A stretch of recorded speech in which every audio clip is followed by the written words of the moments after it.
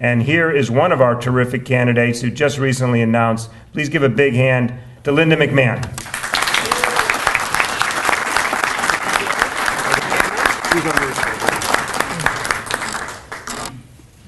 Good evening. Can you hear me?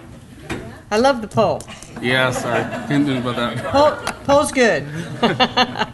Well, first thing I want to do is to say happy birthday. Thank you. I think Steve said that his birthday is this Saturday, and you and I are both Libras. Mine was yesterday. Oh, what happened? How about that? If I'd known, I would have had even better theme. See? Libras rock. That's all I can say. Libras rock. It's really a pleasure to be here tonight, and on behalf of Steve, I'm here very happy to support him in this race, because we certainly need him in this race. I think you would all agree that it's time for us to make change, not only here in West Haven, but it's also time for a change in more of our state offices and municipal offices across the state and in our federal offices, because I clearly think that our economy and our country and our state is on the wrong track. And if we keep sending the same people back or electing the same people, we're not going to have any changes that we need. So we absolutely need to make change. You know, when I look around and people ask me, well, you're running again, you know, what are you saying that's different this time? And you know what, I'm not saying a lot that's different this time, because our problems are the same as they were when I ran before, except they're worse. We have more people out of work, our debt's higher, our deficit's increased, and we've not made change to correct that. So I got back in the race this time because I felt the same way as I did before, that I couldn't sit on the sidelines and watch while no change got made.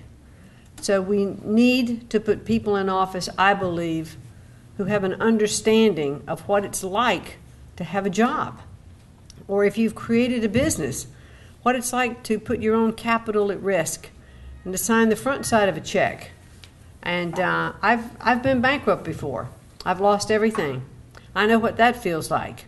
I know what it's like to worry about losing your job, and I've walked in the shoes of many of the people in our state. So when we look at the issues that we are defining as the number one, especially the number one issue in our country that we're facing today, and in our state too, but in our country as well, it is jobs and the economy. And if jobs are the primary focus of this election, don't you think we need to exercise common sense and send people to Washington who've had experience in jobs? Because if we send more professional politicians back, we're just not going to have that level of expertise. And that's the primary reason that I am running again in this term, because we definitely have got to change the people who are looking and legislating regulations and taxes on our small businesses, who've never had any idea how that impacts those who are trying to run a business. And that's one of the big changes that I think we need to make. How do we continue to make sure that we have people in the jobs market that are going to be available for the work we need to do? And I think we need to do two things. We need to educate our young people. We need to understand their curriculums in secondary education, our colleges. What do businesses need? How do we adjust our curriculum? Lynn and I served on the State Board of Education for a short while together, and one of the things that we used to talk about on the State Board was how are we looking at our curriculum relative to what the job markets need. Do you know, if we were to put in a lot of the infrastructure projects that President Obama is talking about today, we wouldn't have enough welders, electricians, even plumbers often to do the job, because we're not training a skilled workforce. So education, I think, is so important, not only to make our children globally competitive on all levels, but to make sure that we're creating a viable workforce here in our country. So jobs is not only about making sure that our economy is right and our regulations and our taxes and our rules and the right amount of those, but it's also about educating our children and then that next generation to fulfill those jobs. So sometimes we lose focus of that side of the equation. But I can promise you that I'm going to continue to work hard for the people of Connecticut.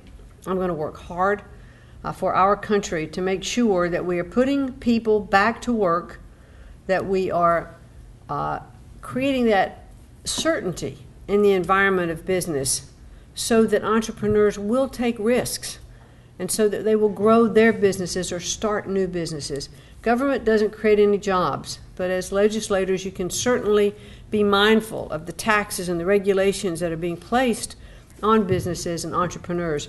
You know, I often said, my dad told me, if you take care of the downside, the upside will take care of itself. What's happening in the marketplace today is that our risk takers, our business creators, our job creators don't know what the downside is. So they're afraid to take risks. Those that are in business are finding it very difficult to borrow from banks.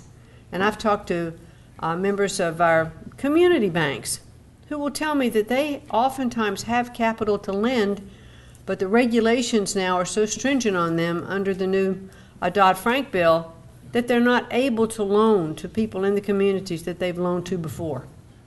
I'm all about having skin in the game, but I think the regulations are overburdensome when a community banker can look at Mr. Smith and say, yes, I've loaned to you in the past, you're a good customer, you've paid back.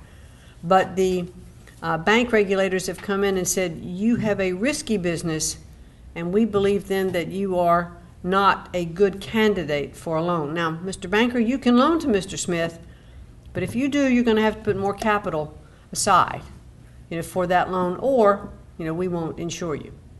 So it's really, there are issues on both sides, but that's part of what I hear some of our local banks say. We're overregulated, we're certainly overtaxed, and I don't believe this is an environment that we ought to be looking to tax more. I think we should be looking at cutting our spending, balancing our budgets, and make sure that we're not spending more than we're bringing in. These are messages that I've been saying for the last 2 years, that many have been saying for the last 2 years, and I'm sure as mayor, Steve Mullins would be saying that same thing too. We have got to make sure that we are spending appropriately, that we're focusing that spending in the right places, but we're just cannot continue to be in the kind of debt situation that we are. It makes us vulnerable in the world from a national perspective when our economy is not strong. The United States has lost some of its luster over the past couple of years because our economy is not strong. We have so much debt, and those who are buying our debt are starting to have a little bit of hesitancy and reservation. We've got to correct that, because I believe, as I'm standing here today, that this is still the greatest country on earth, and we can have the strongest, best government that there is. Our form of government is absolutely the best on earth, and I want to preserve it and make sure it's here for generation after generation, and it will be, because we're going to make these changes, and I'm confident with the support of people like you in this room to elect mayors like Steve and our municipal levels, our state representatives, our federal representatives. We'll get the job done. So thank you for giving me an opportunity to be here tonight just to say hello.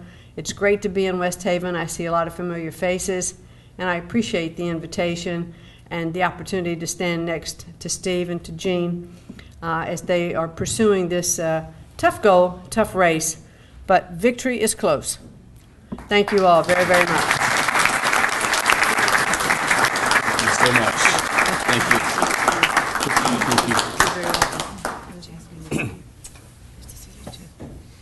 I'm Stephen Mullins. I'm running for mayor of West Haven, and I approve this message.